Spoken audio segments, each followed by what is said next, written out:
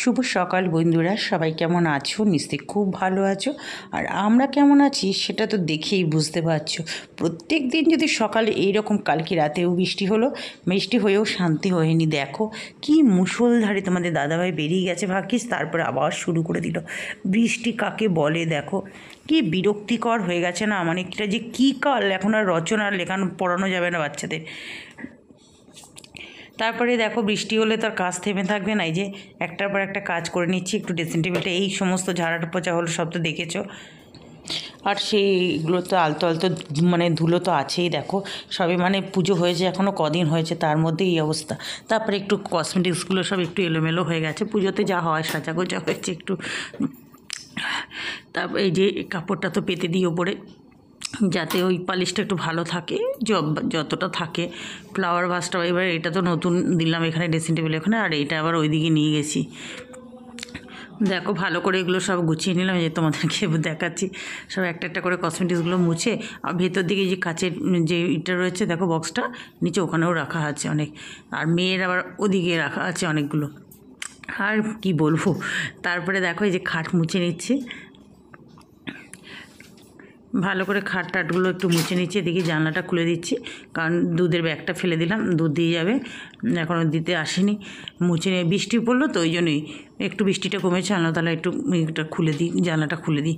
আর সবসময় যেভাবে লাইট জ্বালিয়ে যতই কাছে, জানলা ঠান্লা না খুললেন একদম আমার তো ভালোই লাগে না।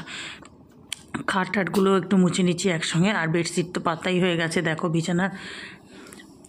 এরপরে দেখো একটু আলমারিটাও মুছে নিয়েছি, সব টুকটাক। তাই তো বলি দেখো, সব সময় তো তোমরা দেখো যারা আমার ব্লগ দেখো, টুকটাক ঘরের এগুলো কাজগুলো করি, তাও পুজোর আগে কত খাটতে হয়। ওই যে একটা কথা আছে না, তুমি যদি মনে করো যে কাজ করতে হবে তাহলেই কাজ, আর যদি না মনে করো যে যেমন আছে তেমন। আমার আশেপাশে আমার সামনের বাড়ি, ওই বারান্দা সোজাসুজি বাড়িতে প্রচুর খাটে, তাদের ভীষণ পরিষ্কার রাখে শাশুড়ি বউ সব মিলে। শাশুড়ি প্রচুর খাটে। আর আরও সব যা আছে তারা খুব একটা মানে কি মানে ওই করে কোনো রকম মানে। কিন্তু যারা খাটে না তারা খেটেই যেতে হচ্ছে। এই যে আর আমাদের একটু চোখে না নোংরাটা যেন একটু বেশিও পড়ে দেখেছি, ওই যে কাজ করতে করতে অভ্যেস হয়ে গেছে। তারপরে দেখো ঘর ঠর তো মুছে নিলাম। এবার খিদেও পেয়ে গেছে। টিফিন করে নিলাম। দেখো একটু সুজি করে নিচ্ছি আমার জন্য, একটু দুধ টুধ দিয়ে। মেয়ে ওর বাবার জন্য রান্না করেছিলাম, একটুখানি ওকে দিয়ে দিলাম। ওগুলো সুজি খাবে না, ঠিক আছে। এবার দেখো পোস্ত করে নিচ্ছি। আমার টিফিন খাওয়া হয়ে গেছে। কালো জিরে ফোড়ন দিয়ে আলুটা খুব সুন্দর করে ভেজে নিলাম। আর পোস্তটা বেশ কাঁচা লঙ্কা টাঞ্চা দিয়ে পোস্তটা বেটে নিয়েছি। আর পোস্ত খাওয়া মানে এখন সোনা, কি বলবো। আর তবু একটু করতে হয়। আর এই পোস্তটা আজকে খুব ভালো হয়েছিল, একটু ঝাল ঝাল হয়েছে। পোস্ততে একটু ঝাল ঝাল হলে না ভালো লাগে। আর মিক্সিতে পোস্ত বাটলেও আমি খুব যে একদম মিহি করে বাটলে না পোস্ত অত ভালো হয় না। একটু আস্তে দানা দানা মতো একটু থাকলে না, তবে দেবে পোস্ত খেতে দারুণ লাগে। এই দেখো একটু কাঁচা সর্ষের তেল দিয়ে দিয়েছি, একদম থকথকে একটু পোস্ত হয়েছে। আজ একটু অল্প করেই করেছি, আলুটা অল্পই দিয়েছি, কারণ পোস্তটা আর কত দেওয়া যায়, ওই জন্য না অল্প করেই দিই, অল্প করে। আর যে কোনো জিনিস একটু অল্প করে করলে খুব ভালো লাগবে। খুবই ভালো হয়েছিল খেতে এটা। আর এই পোস্তটা যদি একটু তুমি মানে রেখে তার পরের দিন খাও না, আরও বেশি ভালো লাগে জানো তো পোস্তটা। এই এতটুকুই রেখে দিলাম, কারণ পরে আবার টেনে যাবে। দেখো একদম ফাইনাল লুক, বলো কেমন হয়েছে? খেতে কিন্তু খুব ভালো হয়েছিল। তারপর দেখো পোস্ত ঢেলে রেখে আবার কড়া ধুয়ে দেখো চিংড়ি মাছ ভেজে নিলাম। আর একটু মাছের ডিমও ভেজে নিয়েছি জানো তো। দিয়ে বড়া করিনি, চাক করে গোল গোল করে ভেজে নিচ্ছে। পটল ভেজে নিলাম, আলুগুলোকে দেখো সুন্দর করে ভেজে নিলাম। মানে এইরকম ভেজে তরকারি রান্না করলে তরকারির টেস্টই আলাদা হয়। পটল চিংড়ি করব। এবার দেখো কড়াতে সাদা জিরে তেজপাতা ফোড়ন দিয়ে পেঁয়াজ দিয়ে দিলাম একটা কেটে, আর একটু টমেটো দিয়ে দিলাম। খুব ভালো করে ভেজে নিলাম। ভেজে এবার মশলাটা, ওই যে আদা বাটা, জিরে বাটা, নুন, হলুদ, কাঁচা লঙ্কা, ঝালের জন্য একটু রেড চিলি কালারের জন্য দু একটা চিনির দানা, সব দিয়ে মশলাটাকে ভালো করে পেঁয়াজ টেয়াজ মিলে দেখো কষিয়ে নিলাম। এবার সমস্ত ভাজা জিনিস দিয়ে দিলাম। আলু ভাজা, আর আলু আর পটল কিন্তু খুব সুন্দর করে আমি ভেজে নিয়েছি। একটু তেল একটু সামান্য বেশি রাখলেও এত ভালো হয় তরকারিটা খেতে, কি বলবো। পটল চিংড়ি মানে এইভাবে রান্না করলে ভীষণ ভালো হয় খেতে। এইভাবে তুমি নিরামিষ তরকারিও যখন আমি করি না, এইভাবে ভেজে ভেজেই করি। খুব মানে এগুলো একটু না ভেজে করলে দেখবে একটু কাঁচা কাঁচা গন্ধ হয়, আর খুব একটা ভালো লাগে না।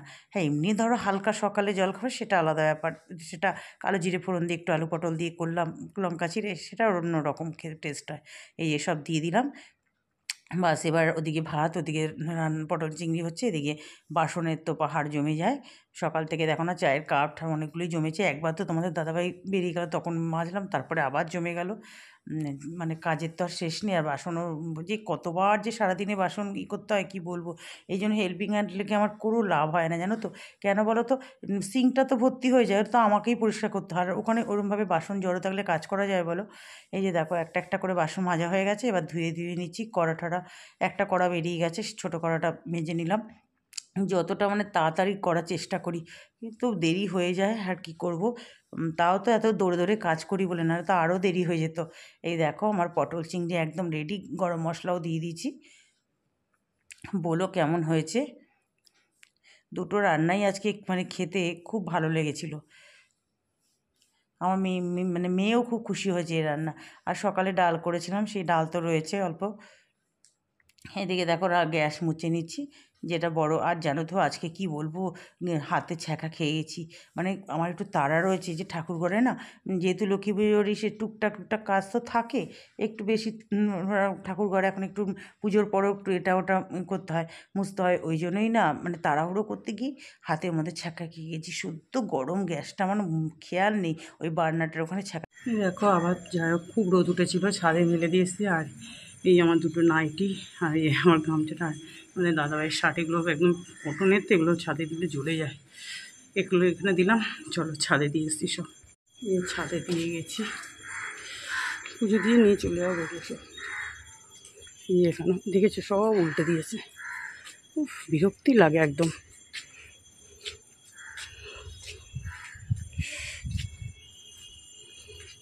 গাছের ফুল, এই ফুলটা আর তুলবো না, এই দুটো ফুল তুলে নিই।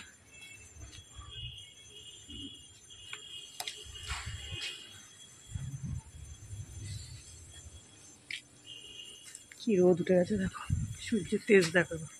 এই বৃষ্টি, এই রোদ, আবার হাওয়া দিচ্ছে, সব উলট পালট করছে। চলো পুজো দিয়ে দিই।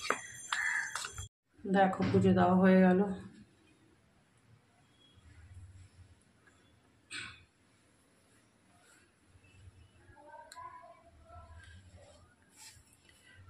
এখন আবার একটু মেঘলা মেঘলা করেছে, আর হাওয়াও দিচ্ছে। চলো ঠাকুরঘরে একটু অন্য কাজও আছে আজকে, ওই যে একটু পরিষ্কার টরিষ্কার করতে হয়, জানলা কালকে একটু করেছি, আজকে আবার একটু করবো। ঠাকুর পুজো টুজো দিয়ে নিচে নামলাম, জামা কাপড়গুলো এখনও আনিনি, দেখছি একটু হালকা হালকা আছে, থাক তাহলে খেয়ে দিয়ে গিয়ে নিয়ে আসবো। এই যে খেতে বসে গেছি, দেখো সব সাজিয়ে গুজিয়ে নিয়ে, যে ডাল বললাম না অল্প ডাল ছিল, ডালটা নিলাম, দই পাঁপড় সব গুছিয়ে নিয়ে বসলাম। মা মেয়ে দুজনে খেতে। আর ওই যে দেখেছো বৃষ্টি মানে আসবো করছে, আমরা তাড়াতাড়ি খেয়ে নিই, খেয়ে গিয়ে জামা কাপড়গুলো নিয়ে সেই ঘরে দিয়ে দেবো পাকার নিচে, অনেকটা শুকিয়ে গেছে। দেখো বন্ধুরা, তোমাদের দাদাভাই বেরিয়েছিল একটু, বেরিয়ে এই যে এই জিনিসগুলো নিয়ে আসলো। এখন তো মাসকড়ি আমরা মানে তেলটা আলাদা জায়গা থেকে আনা হয়, ওই বিশাল মল থেকে, ওখানে ওদের নিজস্ব প্রোডাক্ট, খুব ভালো তেল। তাও আজকে এক প্যাকেটে এক্সট্রা আনা, ওগুলো আমি ঢুকিয়ে রাখলাম। ওই ঠাকুরের জন্য তোমার লক্ষ্মী পুজোয় লাগবে তো, ওই ময়দা, সুজি, কিশমিশ, তেল, তারপর চিনি, ওগুলো সব আলাদা একটা জায়গায় নিয়ে এসে ওটা আবার ঢুকিয়ে রাখলাম।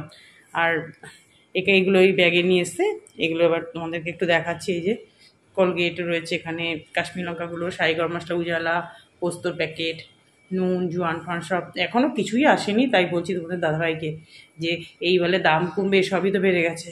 বলছে ওই হলো, এটার মধ্যে গুড় আছে, ঠাকুরের গুড় কালকে সকালে নিয়ে আসবে বা পরশু দিনকে নিয়ে আসবে।